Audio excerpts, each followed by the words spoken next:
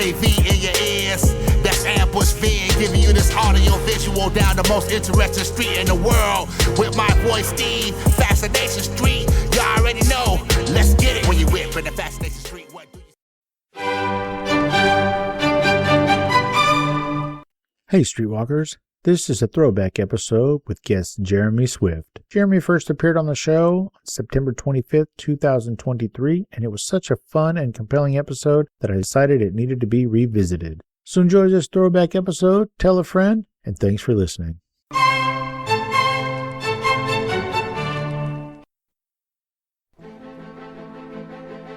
Hi there, this is Jeremy Swift, and you're listening to Fascination Street podcast. And something is afoot. Yeah! AV in your ears, that's Ambush Being, giving you this audio visual down the most interesting street in the world. With my boy Steve, Fascination Street, you already know. Let's get it when you whip in the Fascination Street. What do you... Welcome back, Streetwalkers. This episode is with Jeremy Swift. You know Jeremy Swift from all of television and film, but mostly you know him from Ted Lasso, where he plays Leslie Higgins, and Downton Abbey, where he plays Sprat, the butler of Dame Maggie Smith. He was also in the Wachowski Siblings film Jupiter Ascending. We talk a little bit about all of those projects. Obviously, we focus a bit heavier on Downton Abbey and a lot on Ted Lasso. But also, you might not know this, Jeremy is a musician.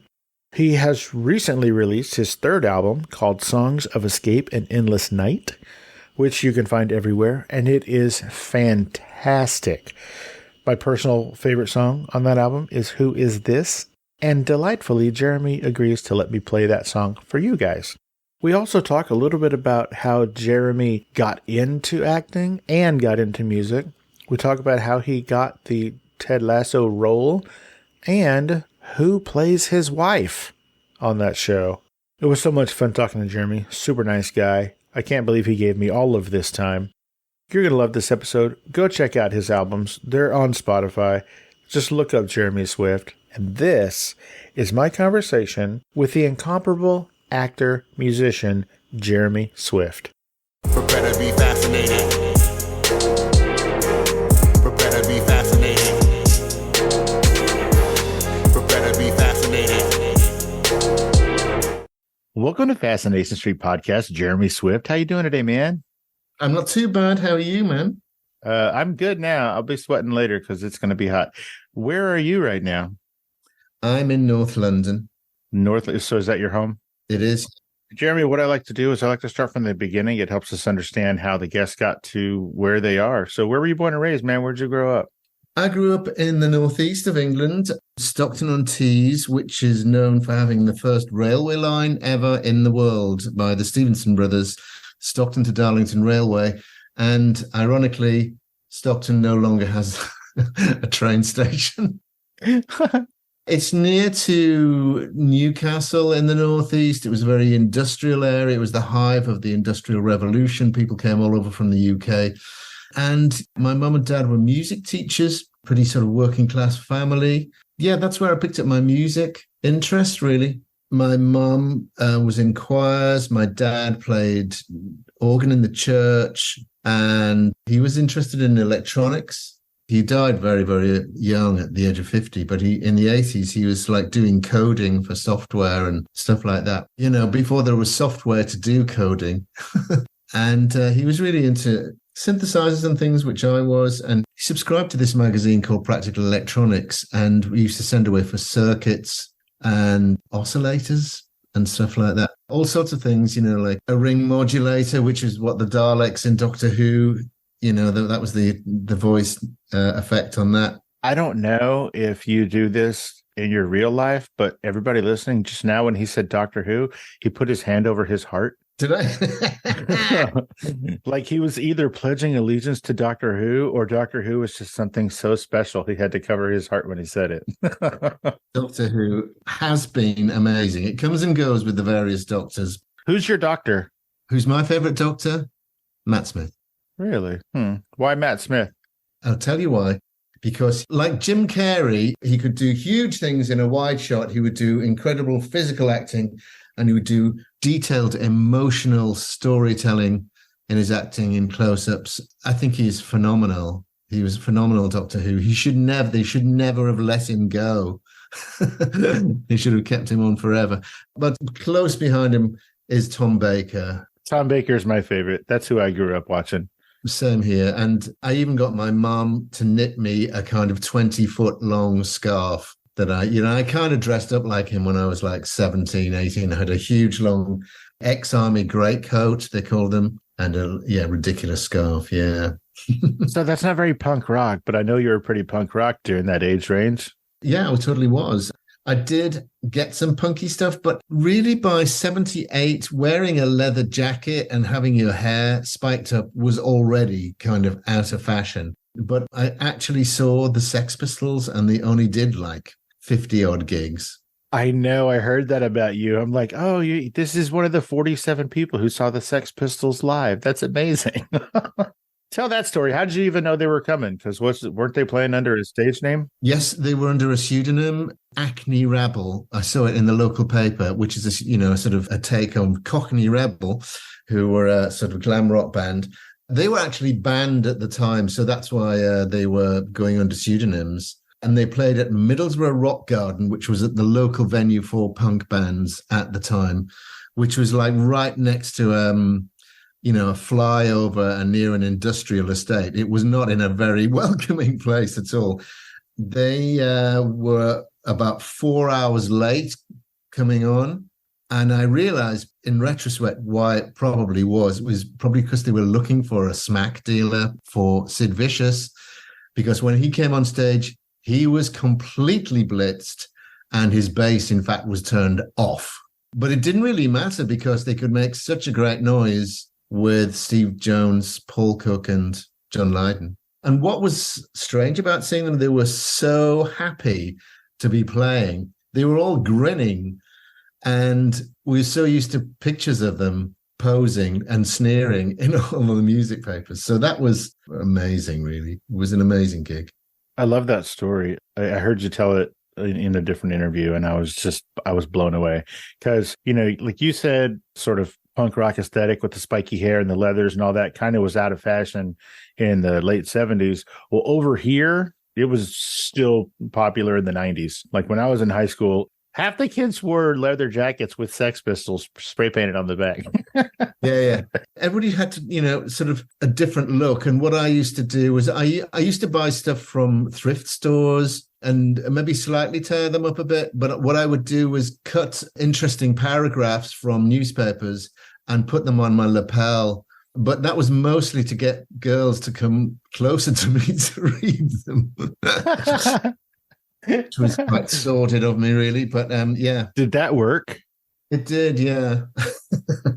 I love that. That is hilarious. So growing up, your parents are music teachers. Oh, by the way, I heard a song sung by your mother, and she had a beautiful singing voice. Is that where you got your singing voice from? It was your mother? Gosh, I don't know. My mom was, where did you hear that? You did an interview where you talked about it and you... Oh, I did. What that was my mother made a record when she was a teenager. And that's what I put that on. This was in about 1953. A kind of like a salesman came to town and said, I will record somebody in the area. And so my mum was chosen and she was in the papers.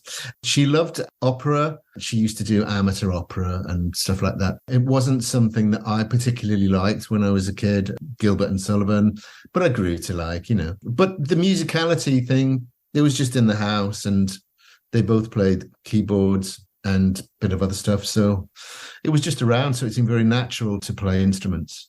Well, I grew up where there was music and instruments, and my dad was in bands, and I can't play shit. Meanwhile, you play almost everything. As far as I can tell, you play everything but the saxophone. Yeah, well, I have a go on things, really, yeah. It's just getting the time. If I had the time, I would just literally just live in one room with my double bass and play it to the degree that I would like to reach, but It's just getting the time to do all these things. But what it means is that I can come into writing a song in a different way from the bottom up, or, from programming as well, which I've been into for a long time, or just a chord sequence on the guitar or the piano. I've got back into playing the piano much more recently because it's difficult to balance them all out. My strongest instrument really used to be the violin. My violin playing now is terrible. Your dogs would run away if I started playing that. But I used to play all through my 20s. It was a kind of way of me getting theatre jobs and keeping working in my 20s, not 1920s, just to clarify. But yeah, I used to play the violin an awful lot, and I just got out of playing it. But I'll get back into it. It's just balancing all this stuff around work. Speaking of balancing, you are a busy bee, my friend. From what I can tell, you have been acting for over 40 years, with your first job being this is hilarious. You were touring in a cabaret show in prisons? Yeah. What? That sounds so dangerous. Yeah, it wasn't really dangerous. It could be quite disturbing. The prison officers were mostly quite aggressive. Quite often they tried to get into the police force or the army, and they hadn't got into that, so they went and became prison officers. They just wanted authority. But interestingly enough, the lifers, the people who were in there for life sentences, were the most appreciative audience. And it was the guys. We did do some women's prisons, but the guys who were in for what we call here GBH, grievous bodily harm, who had just hit somebody really horribly, and had a fight, who were in for like 2 years, they were the worst audiences. But yeah, we did songs and we did comedy sketches, and that's how I got my union card. How did you get hooked up with a cabaret touring company? That just seems so wild. Yeah, no, I just wanted to get because, it's changed now here a bit. But at the time, it was a catch-22 situation. You couldn't work unless you had a union card, and you couldn't get a union card unless you worked. And basically, there were very few areas that you could get your card. And that was one of the first ones that I came across. So that was my first job. So that's why I took it, yeah. How long did you do that? About 4 months. And this was pre-Dexy's Midnight Runners Folk. It was very fashionable to wear dungarees in the early 80s, right? And all the prisoners wore blue dungarees as well. So one time after a gig, when I was putting some of the stuff away, and we had a kind of little backdrop thing, and I was folding it down, a prison officer just grabbed me from behind, went, "Oh, you get back to the cell, you!" And I turned around, and he was like, "Oh, sorry, mate." That was like an insight into how it would be to be treated as an inmate, Oh, that sounds lovely. Doesn't it? You said something that I have to ask you what it means. I watch a lot of British TV and things. Right. What does oi mean? Oi, usually spelled O-I. It means, it's a kind of Cockney thing as much as anything, but it means it's an attention grabber. Like, hey, you? Exactly, yeah. I love it. I love when I watch on TV and somebody just screams "Oi!" and I'm just like, "Oh my gosh, that's amazing! Why don't we have one of those here?" But I guess we do, and it's usually a cuss word. Now, you've been acting, like I said, no offense, forever. Yeah. Why acting? I think I just didn't want to do any academic things anymore. At the age of 16, 18, you have to do a bunch of exams, and I was just really, really sick of doing all that. The thing was that when I started, I went to a technical college when I was 16, and we excelled in drama, this particular one. And I found that I just had a greater concentration for being in a rehearsal and working on scripts. I never got bored.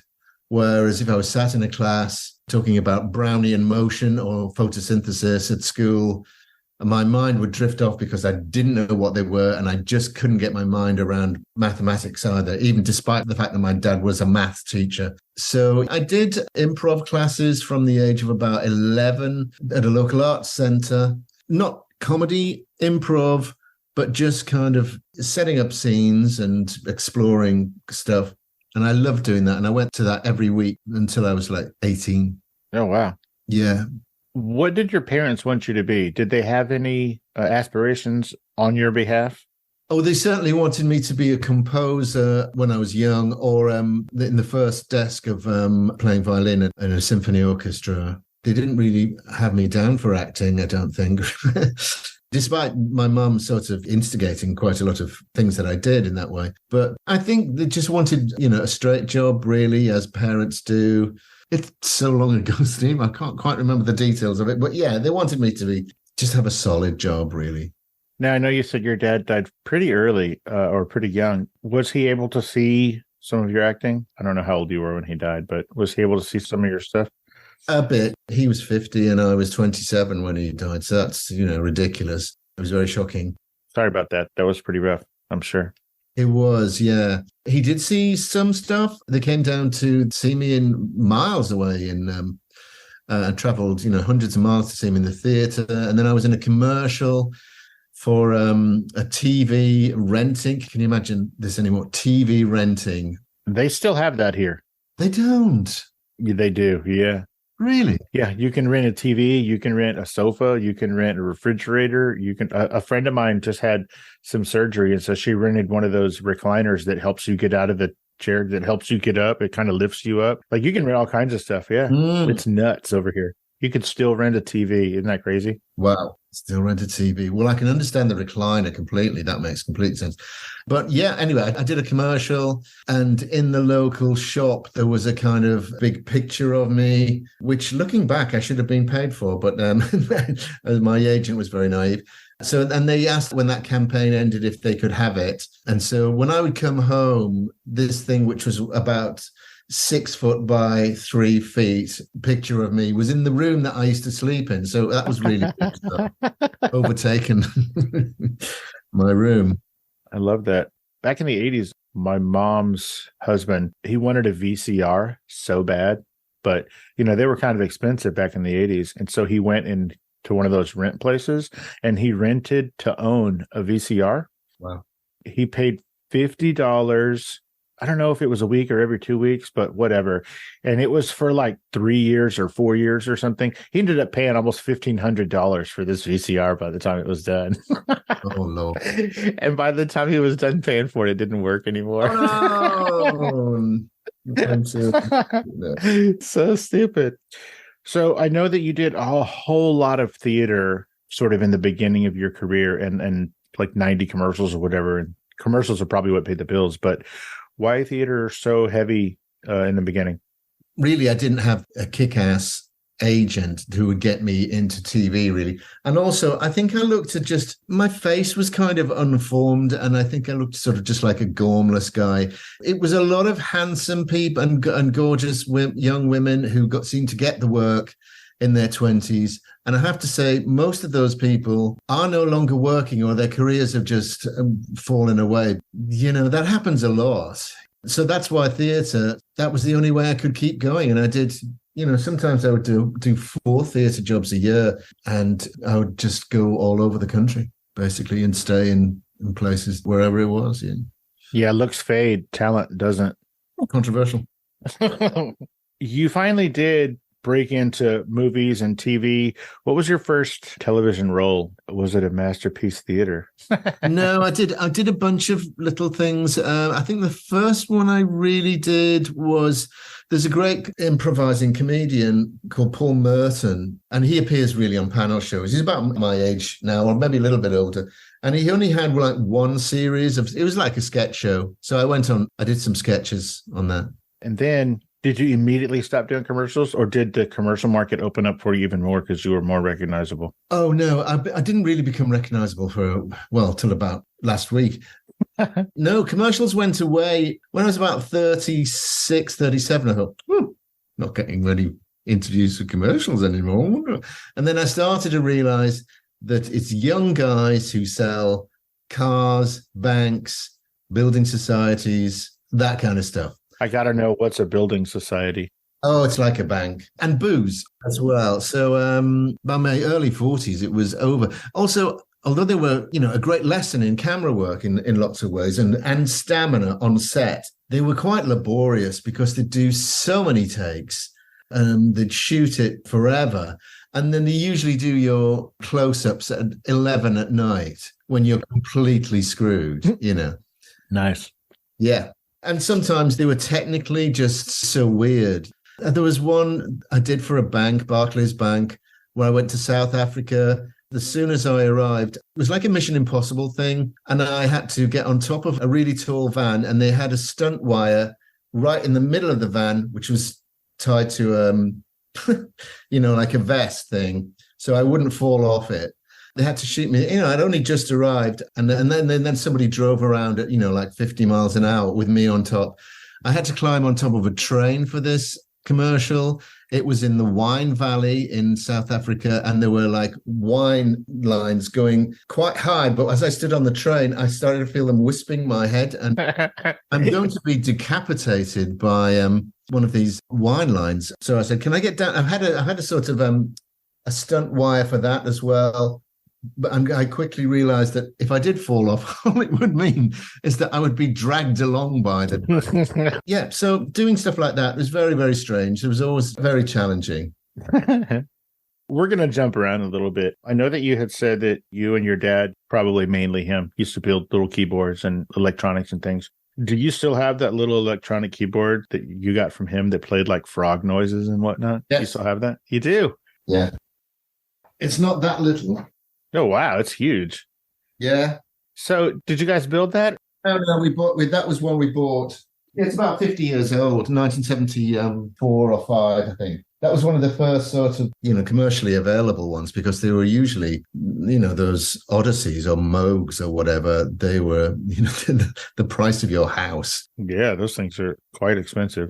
Oh, that's lovely. I love that. Now, you act and you put out music. When did you start putting out music? I think your first album was Everything's a Joke? Yes, 2017. What made you decide to start putting out your own albums? Why did you wait all the way until 2017? You've been playing music your whole life. I was in bands when I was younger. When I was at drama school, I was in a kind of new wave band. Was it called Oi? It wasn't called Oi. Actually, there was an Oi movement, which was really right-wing. There were a lot of skinhead bands. Yeah, they were quickly ousted out, kind of unplatformed, as we would say now. Like canceled? Yeah, because they were fascists. There was a band called Screwdriver. They were basically shouting, singing racist propaganda stuff. It was horrible. So, yeah, no, it wasn't an Oi band. Yeah, it was new wave kind of stuff, really. Did that when I was at drama school, and then I formed a band in my late 20s. Then it became just hard to keep doing gigs, because work, then having kids. Really, it's tech, because it's just so expedient to write things on an iPad, which I do with GarageBand. That's my kind of notepad, and, put something together quite quickly, as opposed to just singing something into your phone or whatever, which when you go to play it back sounds like a sad tramp or something. You can't make head and tail of it. So it's that as much as anything. And I just found it really opened up a writing world. I used to write songs, of course, with my band. I wrote all the material and sang. But I just really, really relished getting back into it again. Well, your first album, Everything's a Joke, 2017, you said. Now, there's a song on there, which is my favorite song on the album. It's called Star Song. Can you tell me about that song? Who's it about? I mean, what's it about? No, I mean, who's it about? Well, actually, I think I wrote it before he died. It was about Bowie nodding to Starman and his effect on culture, really, and in my area, which was, it was quite a tough, bleak, as I say, industrial area, to have people start wearing, and guys in particular, wearing glitter and, really colorful clothes was just such a change in culture. I mean, you could see it as the beginning of the LGBTQ plus culture. Sort of started with Starman, really. And the performance that he did on Top of the Pops in Britain was the ultimate water cooler bit of TV in Britain. Everybody was talking about it. So, yeah, again, I did the instrumentation first, and I thought, this sounds a little bit glam, and that's what led me to writing about Bowie, yeah. Well, like I said, that's my favorite song on the album. Everybody go check that out. It's everywhere. I checked it out on Spotify, so you guys can too. Yeah. You have a couple of albums on Spotify. So it's if you just go into Spotify and hit Jeremy Swift, you're going to have a good long while of uninterrupted music. So well done, sir. You are prolific, as they say. Thank you. You are welcome. Again, like I said, we're going to jump around a little bit. Mm-mm. When you first got to London, you lived in a squat with this 96-year-old lady named Sissy. She lived in the house, and she had a dog named Ted. Yes, you did, yes. And so I'm bringing up Ted because, well, Ted Lasso is a thing. I'm going to go ahead and just assume, and I'm not even going to let you answer. You named this Apple Plus TV series after Sissy's dog, Ted. It was everything to do with me, yeah. It was everything to do with you. I want to talk a little bit about Ted Lasso, of course, but that's not where we first saw you. We first saw you on Downton Abbey, which, despite my gruff and manly looking appearance, was one of my favorite shows. That was amazing, and you inhabited that role with Sprat quite nicely. At the time I know I said we're going to talk about Ted Lasso, but then I jumped into Downton Abbey. At the time, was Downton Abbey like the biggest, most expensive production you had worked on? Is it the biggest, most expensive production there ever was? That thing looks crazy expensive. It does look expensive, doesn't it? I really wouldn't know. I'm not a producer, so I wouldn't know about budgets of things, of TV shows. In the late 90s, I did a costume drama of an adaptation of Vanity Fair by Thackeray, which I know was the first time I sort of went, what? Because it was 6 episodes and it was $1 million an episode. And that was in like 97. Wow. Yeah. So, but I have no idea what the budget is for Downton Abbey. What I always found interesting was that when I was on set, there was some particular thing that they did with the lighting, particularly on an interior. It was really dark. And it was like, where's Maggie Smith? Oh, there she is in the corner. And then when you watch it on the telly, it's, luxuriously the most beautiful summer you've ever experienced, luscious chamomile lawns and, sweet dappled sunlight.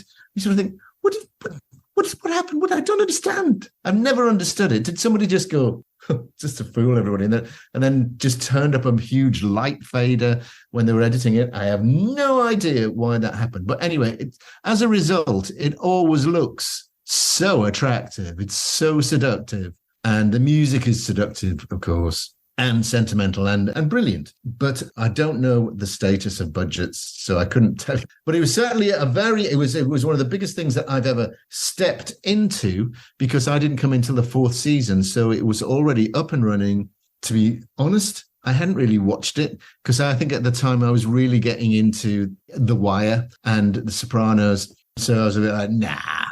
It's quite a different tone. Yeah. Than those things. Yeah. I'd love to see a mashup of those shows, though. The Wire and Downton Abbey. Oh, yeah, well, you can. It's called Peaky Blinders. Yeah, true. So you came into that when it was already a kind of a sensation, but not Ted Lasso. You came into that from the very beginning, right? Yeah, I did, yeah. Please tell me if I am incorrect. You were not alone in your auditioning for the role of Leslie Higgins. That's right. Did Phil Dunster also, was he up for that role? He was, and Nick Mohammed. Phil Dunster is... Jamie Tart. Tart! Yeah. And who's Nick Mohammed? Nick Mohammed is Nate. It's Nate? Okay, cool. Wow, that show would have been so different with either one of those as Leslie Higgins. It would, yeah. I also heard that when Jason saw your audition tape or whatever, he just stopped it and said, okay, that's the guy. He did, yes.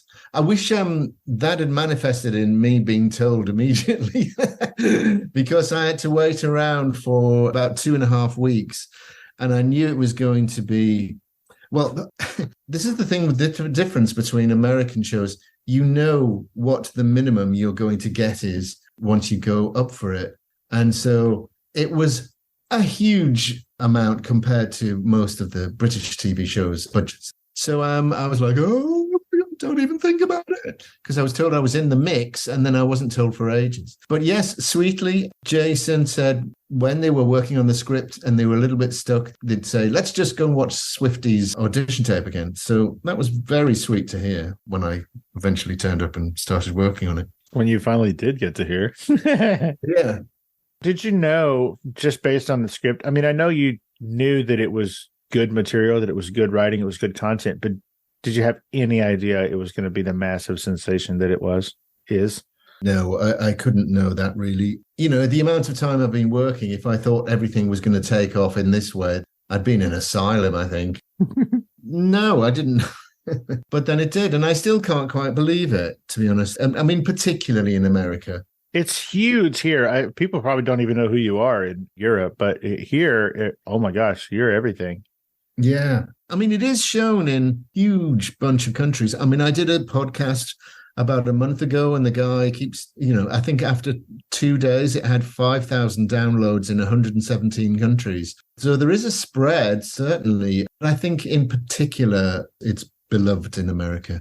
Unfortunately, not so much in the UK, because I'm fine with selfies and all that kind of thing. But if it was every day of my life, it would might. I think you mean ussies. I think I mean ussies. When will we get that right? The show taught us a lesson there, and we failed to pick it up. But in America, people shout out from their cars. It's very charming. And you were talking about me putting my hand on my heart when I talked about Doctor Who. That's what people mostly do when they come and talk to me. And they say the show gave them incredible joy, which, there's a kind of Brit inside me going, what? No, good.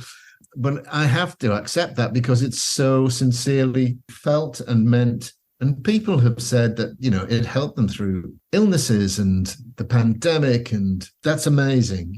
We were just trying to do a comedy. So that's a real privilege that it had that effect as well on people. Really amazing.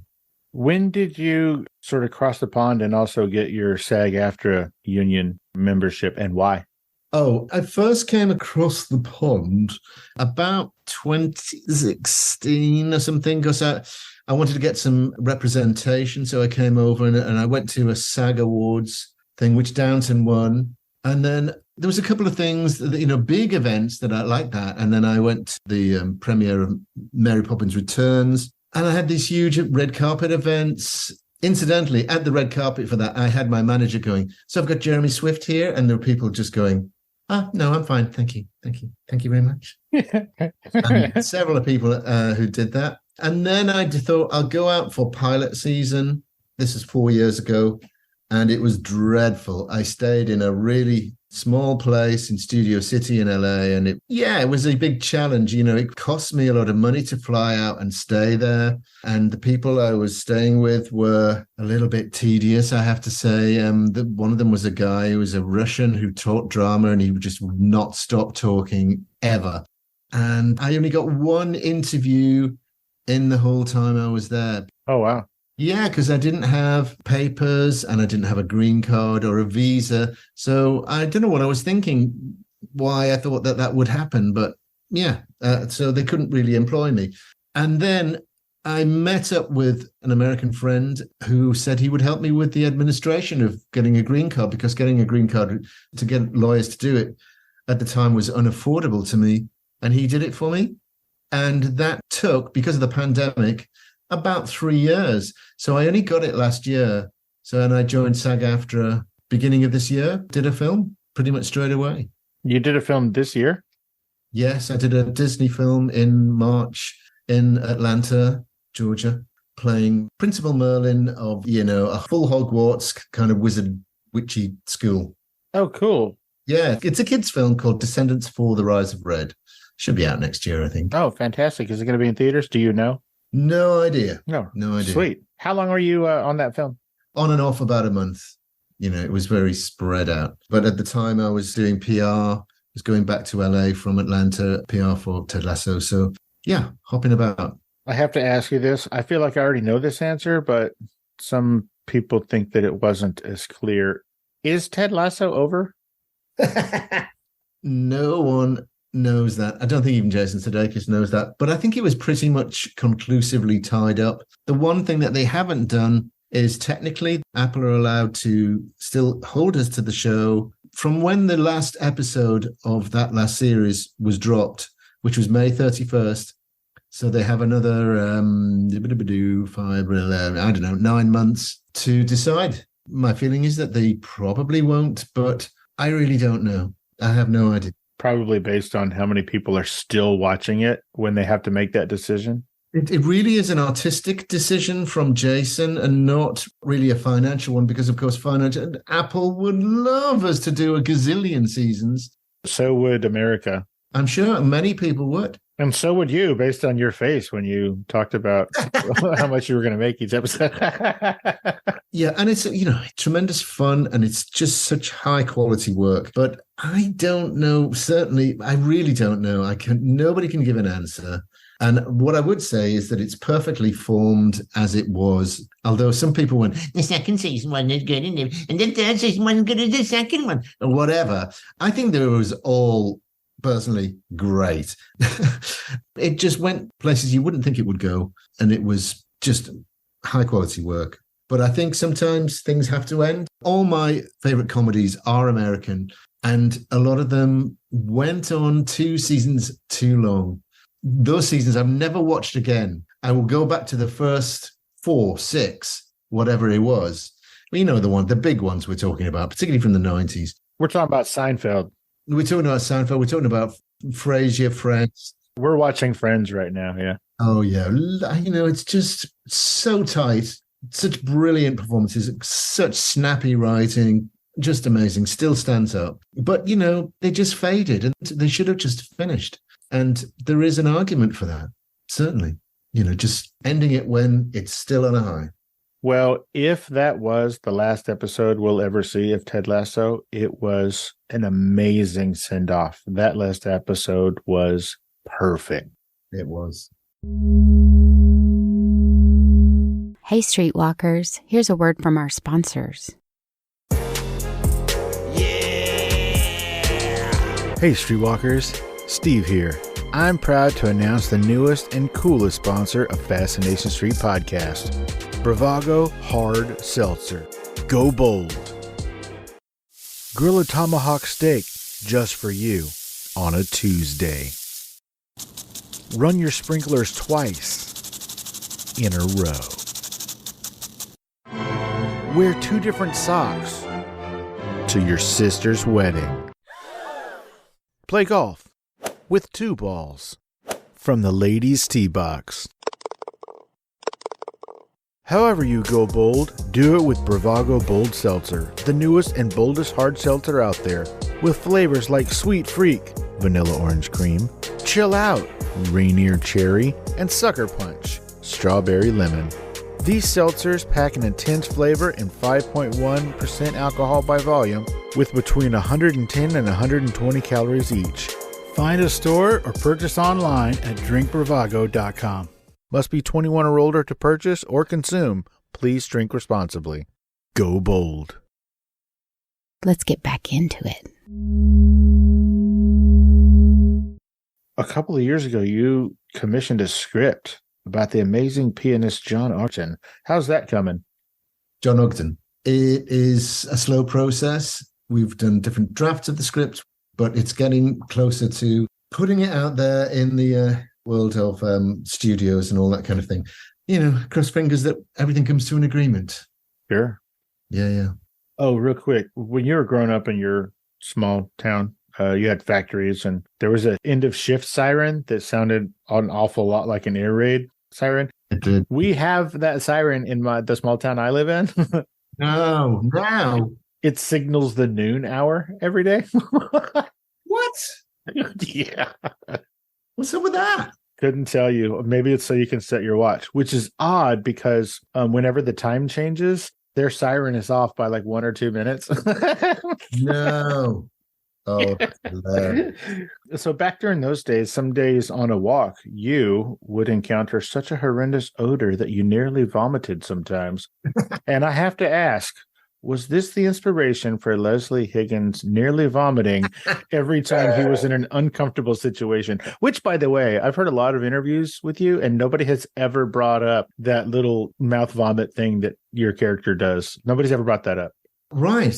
One of the reasons I wanted to put it in was because I'd been up for something. It was Catch-22, actually, in which a soldier was giving an explanation about some food poisoning, and he himself was suffering from food poisoning. When I did the audition tape for it, I did that. I kept on making that sound just 2 or 3 times. And then I didn't get it. And I was like, oh, I really like that sound. So when it came to it, I just thought, I'm going to do that sound. I like doing that. So I sort of brought it into the character. I think he was just meant to be sort of, have some stomach cramps or whatever. So that's how it kind of came in. After that, into the second season, Higgins makes his sound. And I used to think, I can make more than one sound. Thank you. I love that. Somebody wanted me to ask you, and it's somebody who's pretty hot. You disappear into your roles. Like the audience, we think you are whoever you're playing. Like we think that's you. We don't even think you're acting. We just think that's you. Do you ever get lost in your roles sometimes? Oh, no, not really. No. He's like, no, I'm a professional. As soon as the camera stops turning, back to Jeremy Swift. No, fortunately, I haven't. But I know people who, I won't go into it, but I know actors who've done that, and it's cost them, and I feel for them. And I think you have to take very good care of actors who go that distance, because they're really committing, and it's usually really worth it. But no, I'm all superficial. I don't get it. I don't change my psychology. I try and wear the psychology rather than internalize it. And I like to change my look too, if I can. And I think that might make it. But flatteringly or unflatteringly, in a way, I've been in things and people have said, you are Stevenson, Bob, or whatever the role is. I mean, you were just made. I can't imagine you doing anything else. And it's like, well, look online. And that's what I... Like, I've done a lot and I can imagine it quite easily. Oh, playing the double bass on Ted Lasso was actually, wait for it, Jeremy Swift. Why? How did that happen? Oh, that happened because when Higgins was going to resign in the first season, spoiler if you haven't, but it's not too big a spoiler. I was talking to Jason and being slightly nervous about, as an actor, like, am I going to be absent from lots of episodes?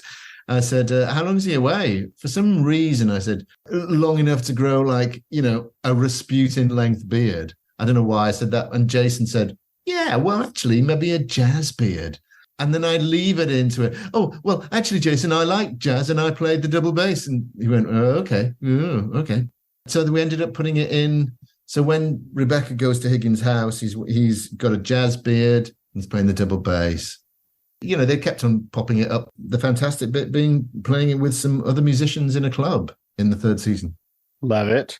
Also, the woman who plays your wife on Ted Lasso, wait for it, ladies and gentlemen. That's actually Jeremy's wife. What's her name? Mary Roscoe. Yeah.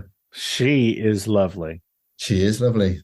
And listeners, I married her. Yeah. That was another cool thing that just came from the creatives. And Mary went up for a couple of parts, and then casting director Theo liked it so much, said, oh, read this as well. And I said, what parts do you got for? She went, oh, woman in queue, old lady. I went, old lady? I know we are old now, but you're not going to get old lady. I was slightly disappointed. I thought, oh, no. And then Bill, the exec, said, we want Higgins to have a wife, and we think we should use your wife. So I was like, what? How was that? Golly, you guys see each other at work, you guys see each other at home. Did y'all ride together? Well, we have worked together before, and we met on a theatre job a long time ago. But no, it was really cool. She's a great actor, professional, smart, and my wife. So it was easy peasy. I love it. One more question about acting, and then I'm going to ask you something pretty bizarre. Not bizarre, but tell me a quick story about working with the Wachowski siblings on Jupiter Ascending. Tell me about working with them. Oh, I love them. That was going to be a trilogy. They kind of got trounced by Hollywood, really. I think there was something afoot. I don't know what it was that stopped that from being a trilogy. Hold on. That is one of the most British phrases, and I love it. What? I think there was something afoot. You could not be any more British after saying that. That is hilarious. I think there was something afoot. Anyway, they were great. Such a laugh, and they were so sweet. When I did the casting for that, the character was meant to be, he was at a dinner table, and I thought, I should be eating while. And so I took a packet of crisps into the interview, and I had to shout, and loads of crisps flew out of my mouth. Lana Wachowski fell off the settee laughing, and I thought, I think I've got that job now. Oh, it was just fabulous to do. They're just amazing filmmakers. Cloud Atlas, I think, is one of my favorite films. Absolutely stunning film. That is a technical masterpiece, that film. Mm-hmm. quite amazing. That's the one where they got a bunch of different actors in different ages and different. Yeah. That film is from the novel by David Mitchell, who is my favorite writer as well. So, well, sure. I mean, I was going to say that. So, yeah. So you have a new album. I wait till now to say it. Yeah. You have a new album called Songs of Escape and Endless Night. My first question is, how come it's not Endless Nights plural? Why is it one endless night? It's Songs of Escape and then one endless night. Well, I guess because if it's endless, then there's only one ever. Exactly. Thank you for answering your own question there, Steve. Yeah, what do I even need you for? That is a beautiful album. And one of the songs, you got Mr. Football is Life himself. Cristo Fernandez. Yes. What made you ask him? Because it started off as a kind of Latin groove on it, which I've never done on any song ever, because the album is a kind of pandemic album. And I wanted to make it about particularly Brazil, which was suffered so much. I wanted it to be pinpointing that and talking about the Latin American suffering during the pandemic and the poor management that led to so many deaths. And so I thought it was appropriate, really, to have Cristo speaking some moody Spanish. And what he's sort of saying there is, where are our women leaders? Why are we led by fools? We will all come together. But Cristo, being such a committed person, he often used to hang around on Ted Lasso on scenes that he wasn't even in, just to see how it was all going, because he wants to become a filmmaker and do all sorts of things. He's fantastically gorgeous and ambitious at the same time. He said, I can sing on it as well. And, I said, I'm going to be, handling this. That's really kind of you, and he just wanted to sort of hang around. And that to sort of say, I think you should go now.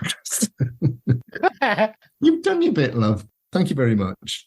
But yeah, no, I think he does it beautifully. A lot of people love that track, and it's one of the standout favorites on the album. It is a standout. It's a beautiful, beautiful track. What's the name of it?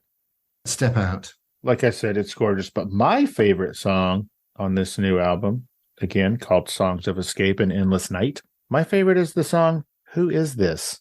Okay, cool. Tell me what that song is about. Why'd you write it? That's being sort of like a bit haunted by the devil and your darker side, leading you down the wrong path, basically, and having a fight, an internal fight with yourself. Pretty much that. I have to say, I love that track too. It's a really banging track, and it's got some amazing saxophone on it as well. Who's the saxophonist? He is called John Leon.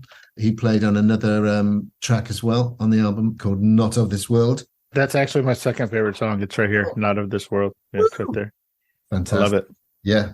You can say no, obviously, but can I play Who Is This on this episode? Yes, please do. Absolutely. Oh my gosh. Yeah. I would love it. Will you introduce it like you're a radio DJ? Like you're from Radio 1? I could do it as a DJ from the 1970s from Radio 1. Oh, that'd be amazing. Yeah, hi, this is Jeremy Swift, and this is a track from my album Songs of Escape and Endless Night, and this is called Who Is This? That is amazing.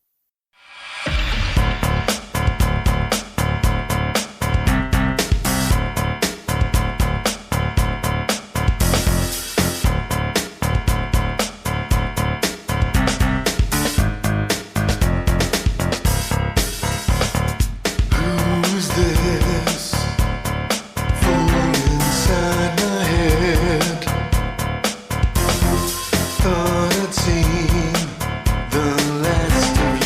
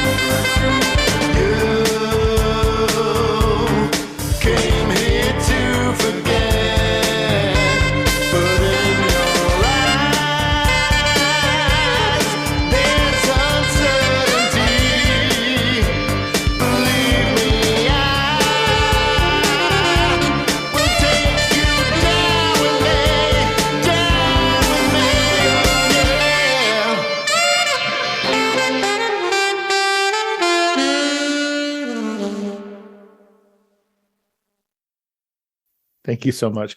That song is super dope. Once I got to that song on the album, I went to the beginning of that song like probably 4 times before I continued with the rest of the album. I don't know why it speaks to me. Maybe I'm having a struggle with my inner demons. I don't know, but but it's a really great song. I enjoy it.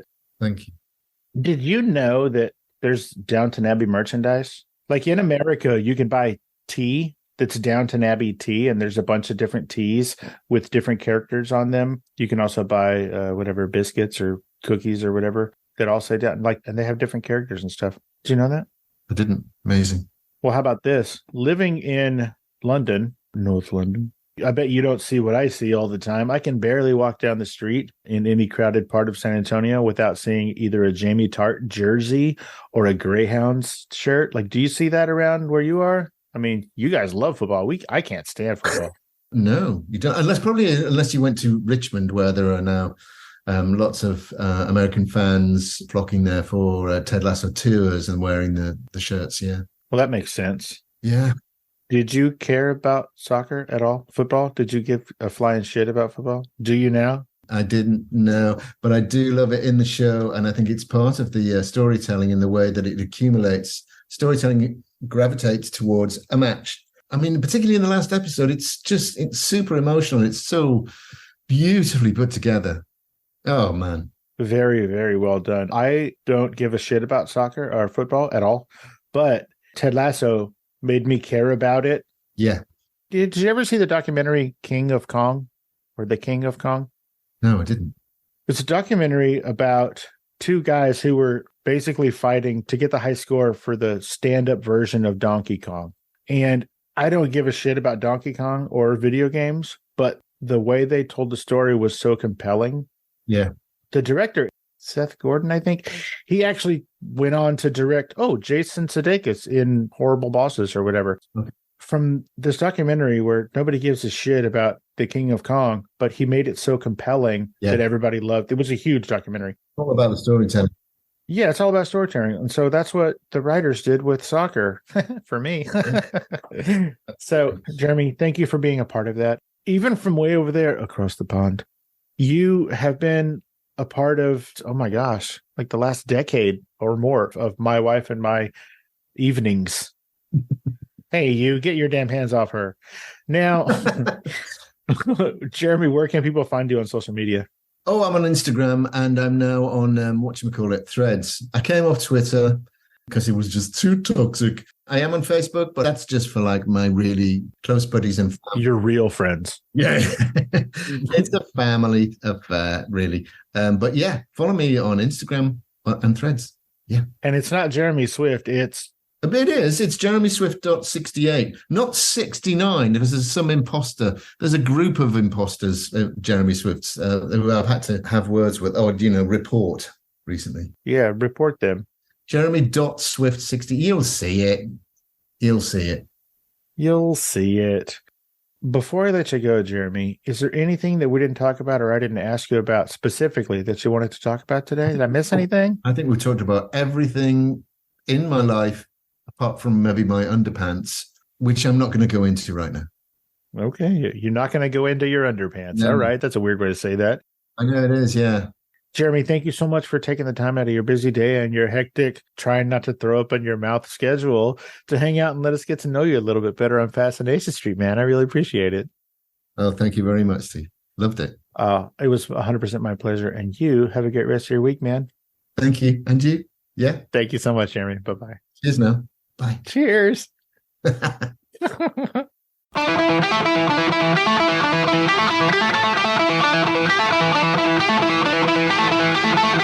Opening music is the song FSP Theme, written, performed, and provided by Ambush Ven.